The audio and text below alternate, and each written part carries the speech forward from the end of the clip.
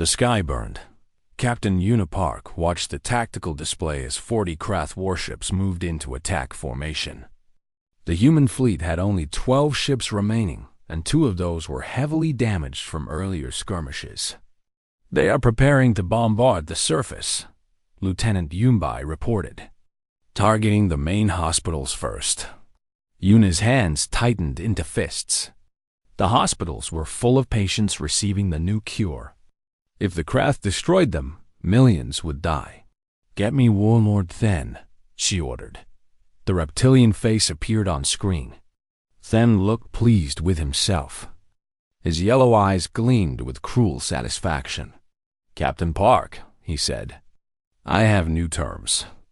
Surrender your ships. Leave this system. The Villani are ours now." "The Villani are not yours," Yuna replied. "They are a free people. We are here to help them. You are here to die." Then leaned forward. 40 ships against 12. Even Deathworlders cannot survive those odds. Accept reality. Go home. Behind Yuna, her crew waited in tense silence. They knew the numbers. They knew what they faced.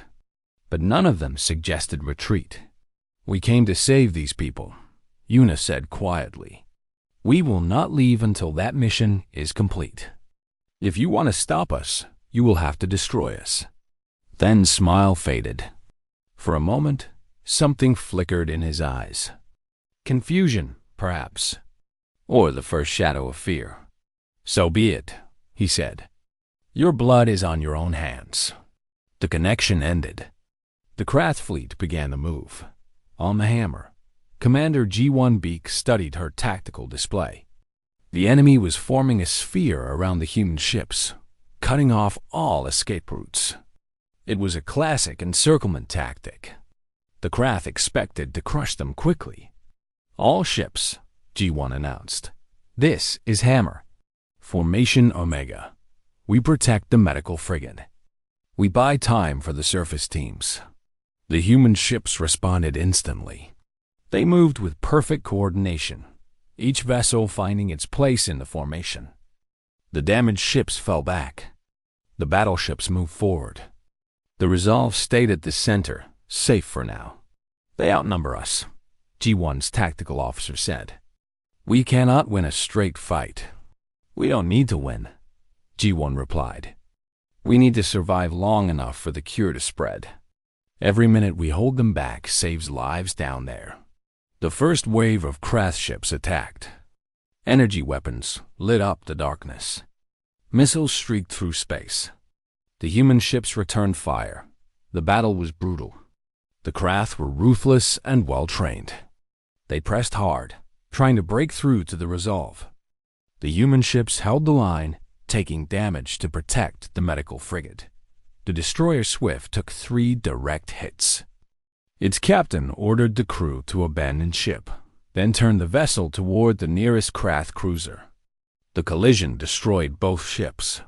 "Swift is gone," Yunbai reported, her voice shaking. Yuna closed her eyes for a moment. 112 souls. Gone in an instant. People who had volunteered for this mission, knowing the risks. "Continue the fight," she ordered. "Their sacrifice gave us time. Don't waste it." On the surface, Sergeant Kyung-ho Nam heard the explosions above. He looked up and saw fires in the sky. Ships were dying up there. His people were dying, but he had his own battle to fight. Krath landing parties had reached the surface. Dozens of armored soldiers were advancing on the main hospital.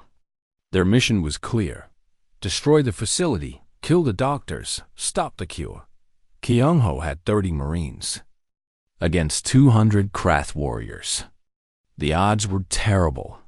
"Hold this line," he told his soldiers. "They don't get past us. Whatever happens, they don't get through."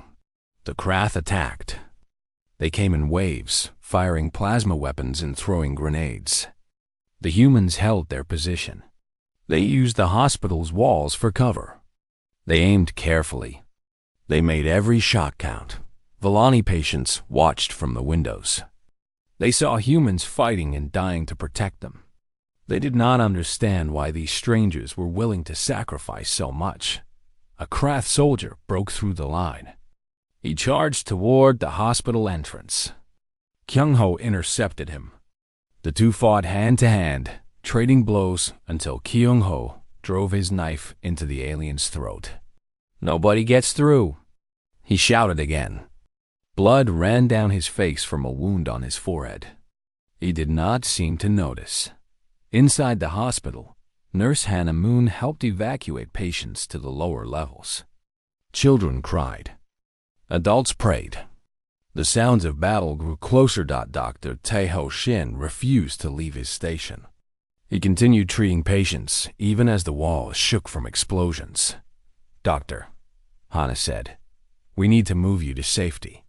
"I am safe as long as you are fighting," Taeho replied.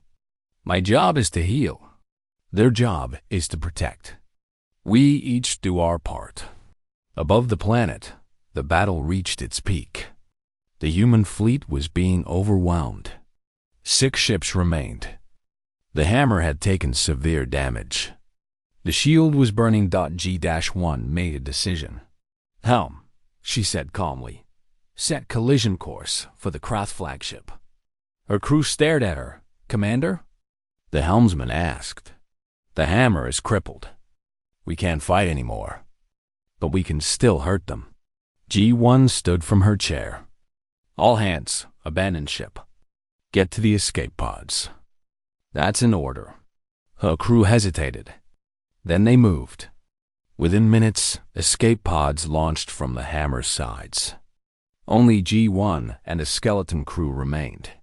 "It has been an honor," she said to them. The hammer's engines roared to life. The damaged battleship accelerated toward Warlord Then's flagship. Krath weapons fired desperately, trying to stop it. But the hammer was too close. Moving too fast. G1 activated the final escape pod just before impact. The collision was devastating. Both ships exploded in a ball of fire and metal.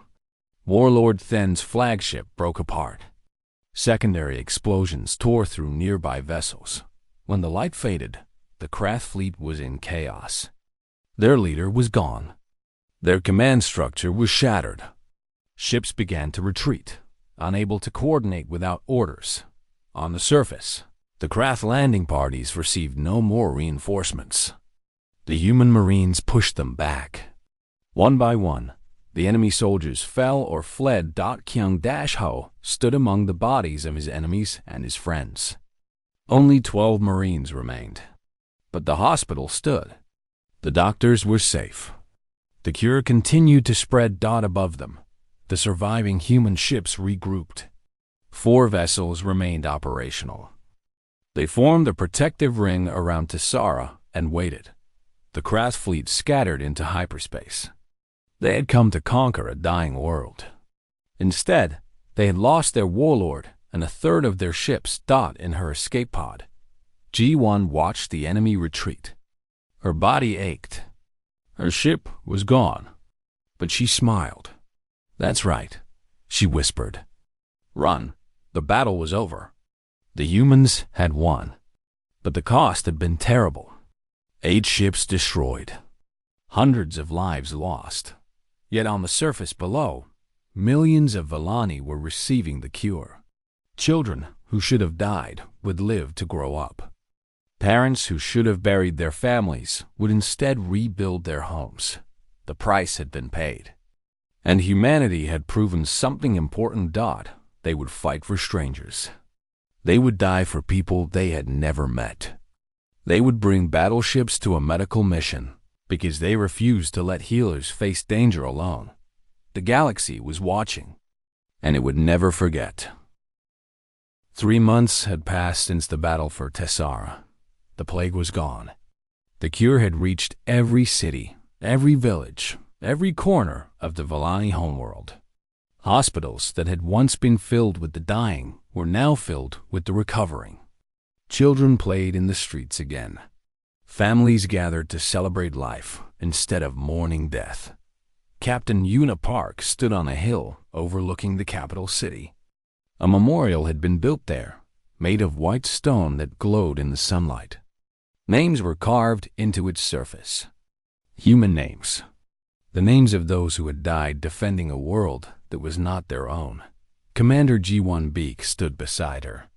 She had survived the destruction of the hammer. Her escape pod had been recovered by the shield just before that ship had also been destroyed. Now she walked with a limp and carried scars that would never fully heal. 247 names, G1 said quietly. That's how many we lost. Yuna nodded. I know every one of them. I wrote letters to every family. Did any of them ask why? Why we came here? Why their loved ones died for strangers? No, Yuna's voice was soft. They all said they understood. They said they were proud. Below them, a ceremony was beginning. The Villani had gathered by the thousands to honor the humans who had saved them.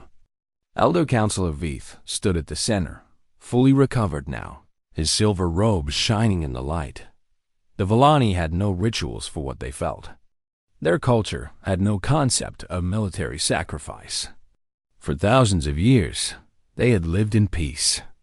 They had never needed words to thank warriors for dying in battle. So they had created new words, new rituals, new ways to express something their language had never contained before. We are the Villani, Veith spoke to the crowd. We have always believed that peace is the highest virtue, that violence is always wrong, that gentle hands can solve any problem. He paused. We were wrong, the crowd murmured. This was not what they had expected their leader to say. The Krath came to destroy us, Veith continued. They created a plague to kill our children. They sent warships to finish what disease could not. And we could do nothing. We had no weapons. We had no soldiers. We had only our belief that kindness would protect us. His voice grew stronger. It did not. He turned to face the human delegation. Yuna, G1, Dr. Tae Ho Shin, Nurse Hannah Moon, Sergeant King Ho Nam, the survivors. The heroes. These humans came from a distant world. A world of danger and death, where survival requires strength. They answered our call for medical aid. But they did not come alone. They brought warships. They brought soldiers. They brought the power to fight. Veith bowed deeply. Around him, every Villani in the crowd did the same. We asked for medics. They sent medics. But they understood something we did not. Healers need protectors. Love needs strength. Kindness needs teeth. He raised his head. We are alive because humans were willing to die for us. We will never forget. We will never stop being grateful. The crowd rose. They began to sing. It was a new song, written just for this moment. A song of thanks. A song of hope. A song that would be remembered for generations. Later, Ambassador Relly addressed the Galactic Council. Representatives from 100 species listened as she spoke. Many of you condemned humanity's response, she said. You called it aggressive, dangerous, a violation of galactic norms. Her voice hardened. You were wrong. She displayed images on the great screen. Villani children laughing. Families reunited. Cities rebuilding. Life returning to a world that had nearly died. This is what humanity's aggression achieved. 92% of our population survived. Without human intervention, our species would have faced extinction within a year. The models are clear. She let that sink in. You speak of rules and protocols. Humanity spoke with action. They saved us when no one else would. A Krath representative tried to object. Relly silenced him with a look. The Krath Dominion created a plague to commit genocide. They blockaded our world to watch us die. They are the criminals here, not the humans who stopped them. The council voted. Sanctions were placed on the Krath. Their military was restricted. Their expansion was halted. For the first time in centuries, someone had stopped them. On Earth, Admiral Daesung Cho received the news. He sat in his office, looking at reports from across the galaxy. Other species were quietly reaching out to humanity, requesting medical partnerships, asking about defensive escorts. They had seen what humans would do for strangers. They wanted that protection for themselves. "We'd change something," his aide said. "The whole galaxy sees us differently now. I know." The Admiral looked tired. He had approved the mission that killed 247 of his people. He carried that weight every day. "We showed them what we really are, protectors." "Yes, and I just hope we can keep being worthy of that title." On Tessara, the memorial ceremony ended. The crowds went home. Night fell over the capital city. Yuna remained on the hill. She sat beside the memorial and watched the stars appear. Somewhere up there, new ships were being built. New crews were being trained. Humanity was preparing for whatever came next. A soft sound made her turn. Elder Veith had climbed the hill to join her. He moved slowly, still weak from his illness, but his eyes were clear and bright. "May I sit with you?" he asked. Of course. They sat together in silence for a while. Two people from worlds that could not be more different. Yet somehow, they understood each other. "I asked your Dr. Shin a question," Veith finally said. "I asked him why humans brought warships to a medical mission. Do you know what he told me?" Yuna shook her head. "He said that on Earth, you protect what is precious. He said that those who save lives must be protected by those who can take lives." Veith smiled gently. "It is a strange philosophy, but I think I understand it now. Do you?" "Yes." The old Villani looked up at the stars. "Love is not weak. Kindness is not passive. Sometimes the gentlest heart must be guarded by the strongest hand." He turned to Yuna. "You taught us that. We will never forget." Yuna felt tears form in her eyes. She did not try to hide them. "We came because you needed help," she said. "That's all. That is everything." Far away, on the edge of explored space, a new distress call was being transmitted. Another world in trouble. Another species in danger. Admiral Cho received the message in his office. He read it carefully. Then he gave the order, "Send the medics." He paused, "And send the fleet." Because that was what humans did. They healed the wounded. They protected the weak. They brought medicine in one hand and weapons in the other. The galaxy was vast and dangerous, full of warlords and plagues and cruelty. But it also had humanity now. And humanity would answer every call, every single one. The hospital was full of death. Dr. Taeho Shin walked through the halls and tried not to let his face show what he felt inside. Villani patients lay in every room, every hallway, every corner. Their soft skin had turned gray. Their gentle eyes stared at nothing. The sounds of coughing and crying filled the air like a sad song that never ended. Nurse Hanamoon walked beside him. She had served in combat zones before. She had seen terrible things. But even she struggled to keep her composure here. "There are so many," she whispered. "Thousands," Taeho replied. "And this is just one city. There are hundreds of cities on this planet." A Villani doctor approached them. Her name was Physician Mora, and she had not slept in 4 days. Her hand shook as she spoke. "Thank you for coming," she said. Her voice cracked with exhaustion. "We have tried everything. Nothing works. The plague kills faster than we can treat." "Tell me about the disease," Taeho said. Mora led them to a laboratory filled with screens and equipment.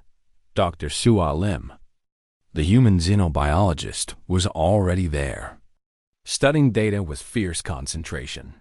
"It is artificial," Mora explained. "Someone created it. The plague targets our breathing system. It fills our lungs with fluid. We drown slowly from the inside. She paused. Our children die the fastest. They are too small to fight it. Tejo felt his heart grow heavy. He had children of his own, back on Earth. He could not imagine watching them die like this. The craft made this, he said. It was not a question. Yes, they wanted our world. We refused to give it. So they decided to take it by killing everyone who lived here. Suo looked up from her work. Her eyes were bright with something that might have been anger, but also excitement. Dr. Shin, she said, I think I found something. She showed him her screen. Complex patterns filled the display. Tejo studied them carefully. The plague is designed to attack herbivore immune systems, Suo explained. Specifically, species that evolved on low-gravity worlds with calm environments. The Vellani have very gentle immune systems. They never needed strong defenses because their planet was safe. But humans are different, Tejo said slowly, understanding growing in his mind. Exactly. Suo pulled up a comparison chart. We evolved on a death world. Earth is full of predators, parasites, diseases, and poisons. Our immune systems are aggressive. They attack everything that enters our bodies. Hannah leaned closer. Are you saying we cannot catch this plague? We can catch it, but our immune systems would destroy it in hours. The craft never designed it to fight a death world species. They never expected one to show up. Tejo felt hope spark in his chest. Can we use this? Can we make a cure from human antibodies? Suo nodded. I believe so. If we extract antibodies from human blood and modify them for Vellani biology, we might be able to create a treatment. Maybe even a vaccine. How long? Days, maybe a week. Mora's eyes went wide. A week? Thousands will die in a week. Then we work faster, Tejo said firmly. Dr. Lim, start the extraction process. Use blood from every human volunteer. Nurse Moon, organize the field hospitals. We need to keep as many patients alive as possible until the cure is ready. Hannah saluted. Yes, sir. The next days blurred together. Tejo worked without rest. He moved from patient to patient, doing everything he could to buy time. He held the hands of dying Vellani. He comforted parents who had lost children. He watched nurses cry in the hallways and then returned to work. Hannah worked in the worst areas. The children's ward. The place where hope went to die. She gave medicine that did not cure, only ease the pain. She told stories to young Vellani who would not live to see morning. One night, she sat beside a small child named Telly. He was only 6 years old. His breathing was shallow and wet. Are you an angel? Telly asked in a weak voice. Grandmother said angels would come to take us to the sky. Hannah forced a smile. I'm not an angel. I'm just a human. What is a human? We come from a planet called Earth. It's very far away. Telly's large eyes studied her face. Why did you come here? We are strangers to you. Hannah thought about the question. She thought about Earth, about humanity's long history of violence and war, but also their history of kindness, of reaching out to help those who suffered. Because that's what humans do, she finally said. When someone is hurting, we try to help, even if they are strangers, even if it is dangerous. Telly smiled. It was small and weak, but it was real. Humans are strange, he said. But I think I like you. He fell asleep. Hannah stayed beside him, holding his tiny hand. In the laboratory, Suo worked through the night. She tested sample after sample. She failed again and again. But she did not give up. Finally, on the 5th day, she found it. Dr. Shin, she shouted. I have it. The treatment works. Tejo rushed to her station. He looked at the results. His hands trembled. You did it, he whispered. We did it, Suwa corrected. Human blood, Vellani medicine, and a lot of luck. They began mass production immediately. Every machine in every laboratory worked at full speed. The cure spread from the main hospital to field stations across the planet. Elder Counselor Veeth, the highest leader of the Vellani, visited the hospital. He was old and sick himself, but he had refused treatment until his people were cared for first. You saved us, he said to Taiho. We asked for medics, and you came. But you also came with warships. I did not understand why. Taiho helped the old Vellani to a chair. Because our healers are precious to us. We protect what is precious. On my world, we believe violence is always wrong. Even to protect. Even to save. On my world, Taiho replied gently. We believe that protecting the innocent is never wrong. Sometimes love requires strength. Sometimes kindness needs teeth. Veeth was quiet for a long moment. Then he nodded slowly. Perhaps, he said, we have much to learn from each other. Above them, in orbit, the situation was growing worse. Kreth reinforcements had arrived. The blockade was now a siege fleet. Warlord Then was preparing to bombard the surface. The cure was spreading. But so was the enemy, and time was running out. The signal came from the edges of known space. It was weak, broken, and filled with fear. Captain Unipark stood on the bridge of the UNSS Resolve and listened to the message for the third time. The voice belonged to Ambassador Relly of the Vellani people. She was crying. Her words came in short bursts between sobs. Please, we are dying. The plague spreads faster than we can treat. Our children are sick. Our elders are dying. We need medical help. Only medical help. Please come quickly. The message ended. The bridge was silent. Lieutenant Yunbai Kang looked up from her station. The signal is authentic, Captain. It came from Tessara, the Vellani homeworld. They sent it to the Galactic Medical Corps, but we intercepted it first. Yuna nodded slowly. She knew about the Vellani. Everyone did. They were a peaceful species. Herbivores with soft skin and large, gentle eyes. They had no military. They had never fought a war. Instead, they had dedicated their entire civilization to medicine and healing.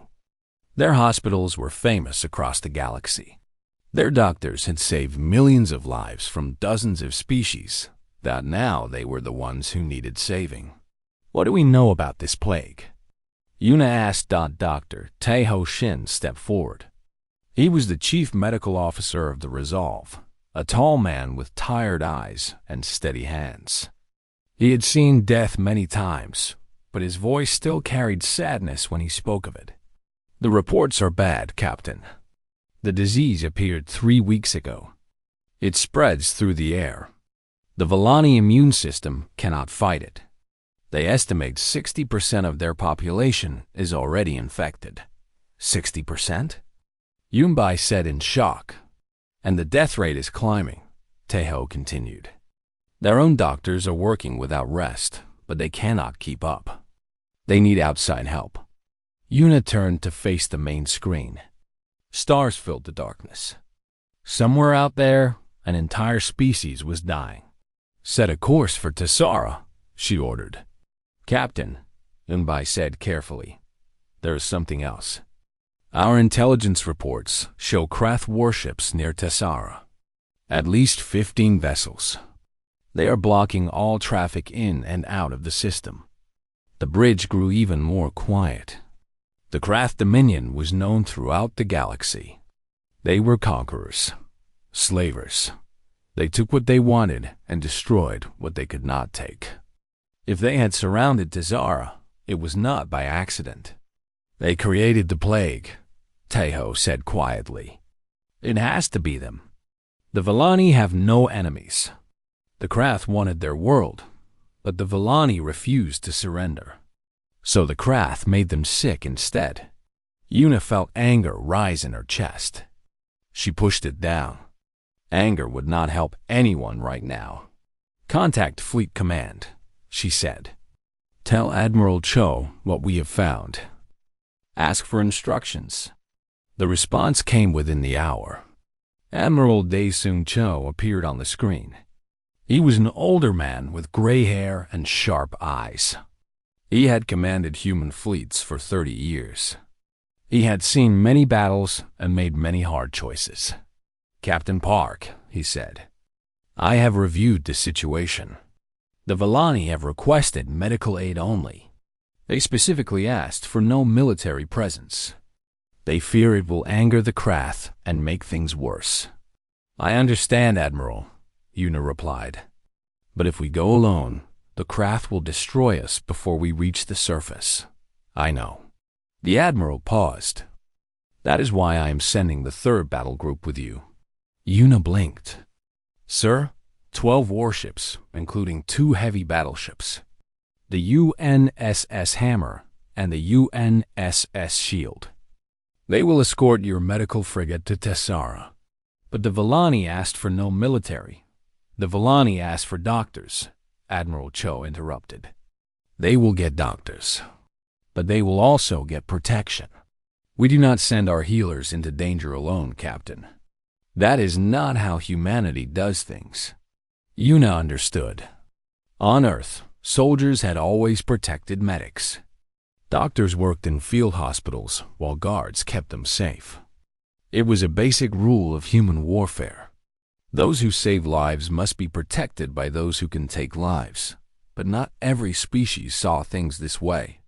To the Vellani, violence was always wrong, even in self-defense. They would not understand why humans brought weapons to a medical mission. "The Galactic Council may object," Yuna said. "Let them object," the Admiral replied. "I would rather face political trouble than lose good people to Krath weapons. Your mission is to save the Vellani. My mission is to make sure you survive long enough to do it." The connection ended. Within 6 hours, the fleet was assembled. The Resolve sat at the center, surrounded by warships. Captain G1 Beak commanded the Hammer from its massive bridge. She was younger than Yuna, but had already earned a reputation for bold tactics and quick thinking. "Medical Frigate Resolve, this is Hammer." G1's voice came through the speakers. "We are ready when you are." Yuna looked at her crew. They were doctors, nurses, and technicians. They had signed up to save lives, not fight battles. But none of them looked afraid. They looked determined. "All ships, this is Resolve," Yuna announced. "Jump to Tessara on my mark." Across the fleet, engines powered up. Stars stretched into lines of light as the ships prepared to enter hyperspace. Ambassador Relly's message had asked for medics. Humanity was sending medics, but they were also sending battleships, because humans had learned long ago that kindness without strength was just weakness waiting to be exploited. The Vellani wanted to be saved. They did not want a war. But sometimes, Yuna thought, you could not have one without the other. "Mark," she said. The fleet jumped. The stars disappeared, and 12 human vessels raced toward a dying world, carrying medicine in one hand and weapons in the other. Somewhere ahead, the Krath were waiting. They expected a single medical ship. They expected easy prey.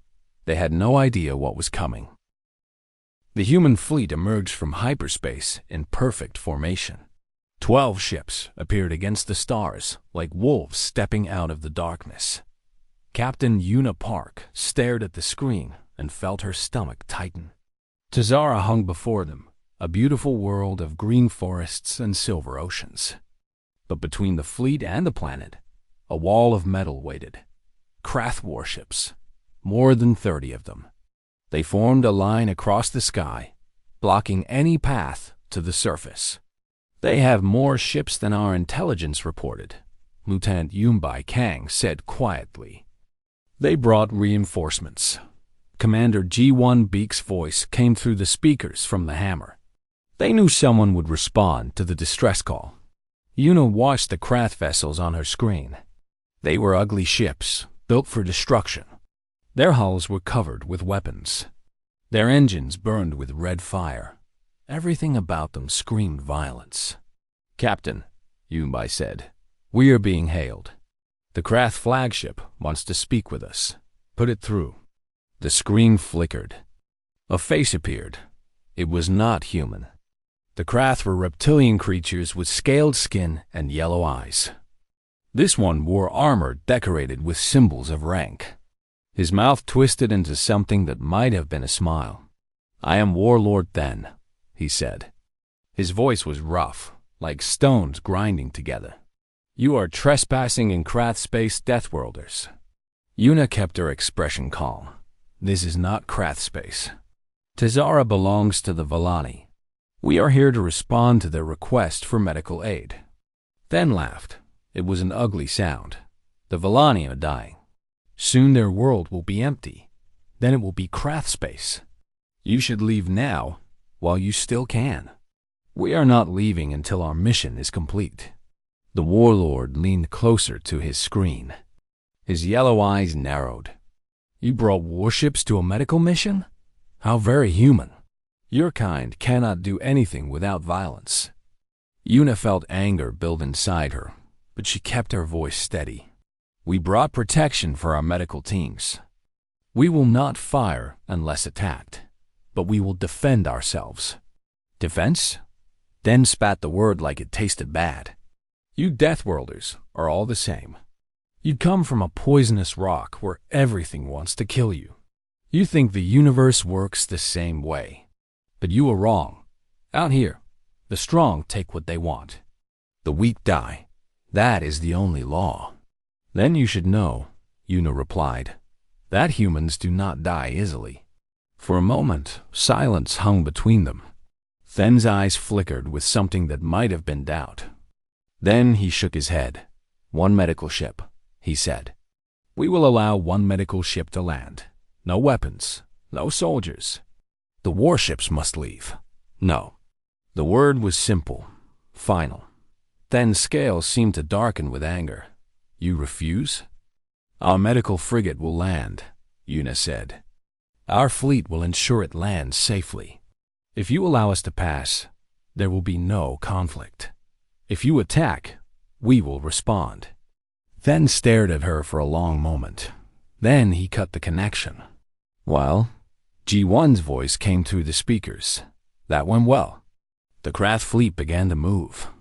Ships spread out, forming a wider blockade. Weapon systems powered up. The message was clear. "Try to pass, and we will destroy you." Una turned to her crew. "Dr. Shin, is your team ready?" Taeho Shin nodded. "We have enough supplies to treat thousands of patients. Vaccines, antibiotics, equipment for field hospitals. We are ready. Then we go." Una opened a channel to the fleet. "All ships, this is resolve. We are moving toward the planet. Formation Delta. Protect the medical frigate at all costs." The human ships moved. They did not rush. They did not hesitate. They simply began advancing toward the blockade in perfect order. The Resolve stayed at the center while the warships formed a protective shell around it. On the Hammer, G1 watched her tactical display.